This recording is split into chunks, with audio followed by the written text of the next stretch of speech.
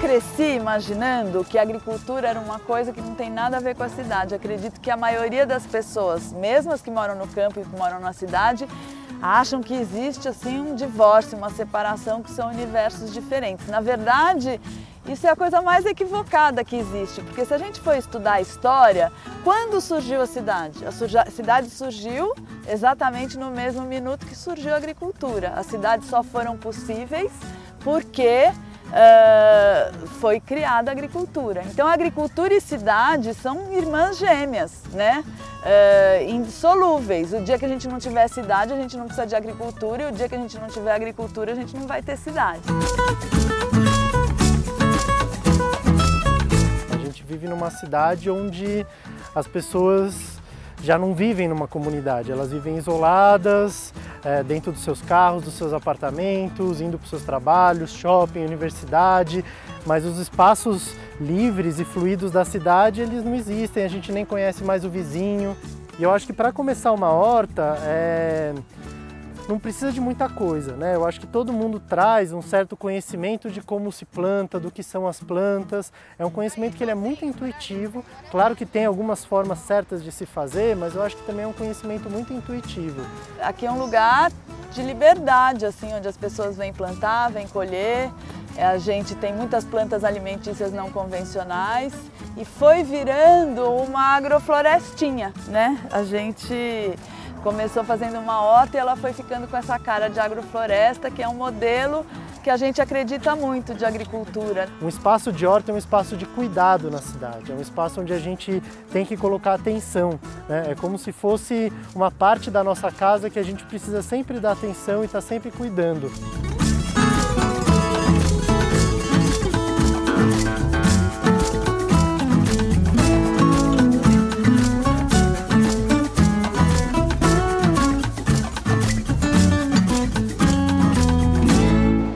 Há 5 anos a gente começou essa horta aqui na faculdade, inspirado nos movimentos de agricultura urbana que estavam acontecendo no mundo.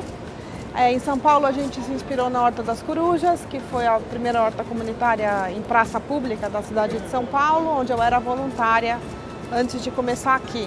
A gente traz para as pessoas um pouco a importância da alimentação saudável, né? Então eu acho que ela está aqui dentro. Para a gente é uma oportunidade de falar em alimentação saudável. Eu sou do interior, cresci numa casa com um quintal grande, pomarzão, que é a casa que meus pais moram até hoje, meio na beira do mato, assim, né? Então sempre tive um pouco essa proximidade, essa relação. E aí eu vim para São Paulo em 2002 e aqui a vida é muito diferente, né? Tem essa desconexão entre a cidade e a natureza. Fui no aniversário de uma amiga e ela falou: "Pô, Mari, tô participando de uma horta comunitária". Eu: "Como assim?". Lá no Centro Cultural São Paulo, tal, vai lá que a gente vai ter mutirão. E aí eu vim no mutirão e fiquei, né? Faz 5 anos. Era uma área concretada, cinza, inutilizada. E hoje é uma área verde, bonita, com flor, com passarinho, com abelha, né? Então a gente acabou trazendo um pouco isso para dentro da faculdade. Também era uma época em que eu estava muito desiludida com São Paulo, né? Estava cansada mesmo dessa energia dura da metrópole e um pouco decepcionada com a mentalidade das pessoas. E o que a horta me trouxe foi a possibilidade de ver e entrar em contato com um grupo de pessoas que estava buscando uma cidade diferente, né? Isso mudou completamente a minha vida. Aqui na faculdade tem muito isopor, porque as pessoas compram insumos, compram reagentes e eles vêm num isopor enorme às vezes, tem um grande descarte. A gente sabe que o isopor é um problema ambiental, tem pouquíssimo lugar que recicla isopor, quer dizer, isso acaba caindo no aterro. E a gente então achou esse meio termo aí de conseguir plantar no isopor As plantas vão super bem porque ele é um isolante, né? Então isola um pouco do piso quente, do chão. E as plantas vão super bem, a gente está reciclando coisas, tirando o lixo do aterro, né? Então tem mais um fator ambiental aí que a gente está conseguindo cumprir. Então o que eu acho que a horta representa na cidade é esse espaço em que a gente consegue desenhar uma cidade diferente, desenhar de repente uma nova forma de produzir os nossos alimentos, um jeito melhor de cuidar da nossa saúde e principalmente um espaço onde a gente consegue refazer os laços comunitários que a cidade foi esgarçando, né?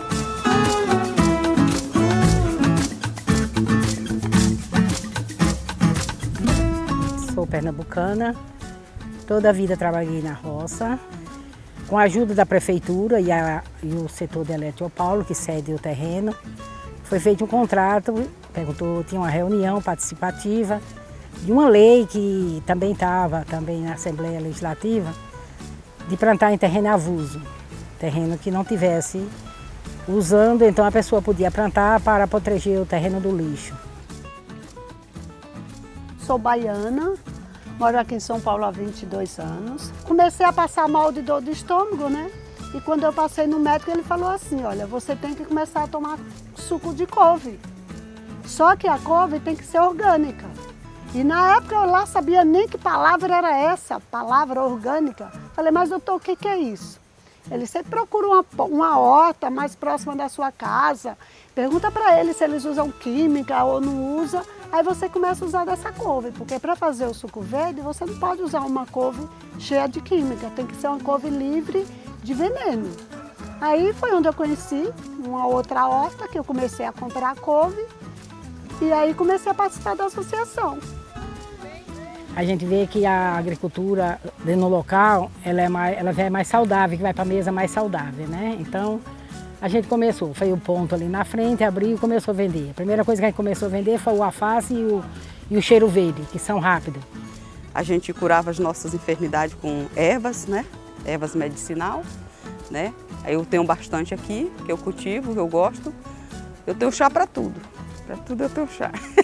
E a gente aqui é uma família. Eu fico feliz aqui. Sim, me sinto muito feliz. Aqui tem muita sabiá. Lá na minha terra, lá em Pernambuco, tinha um poeta que dizia que minha terra tem palmeira onde canta o sabiá, né? Aí eu também falo, na minha horta tem bananeira onde acolhe a sabiá. Sabe onde a sabiá faz o ninho? Dentro do cacho de banana. Nas palmas da banana ela faz seu ninho, seus preciosos ninhos. Ela sabe quando a gente vai cortar o cacho, então ela faz bem antes. Quando o cacho está pronto para amadurecer, ela já tem voado com a sua ninhada. Se perguntar para mim quanto tempo leva um cacho de banana, eu nunca notei, mas ela sabe.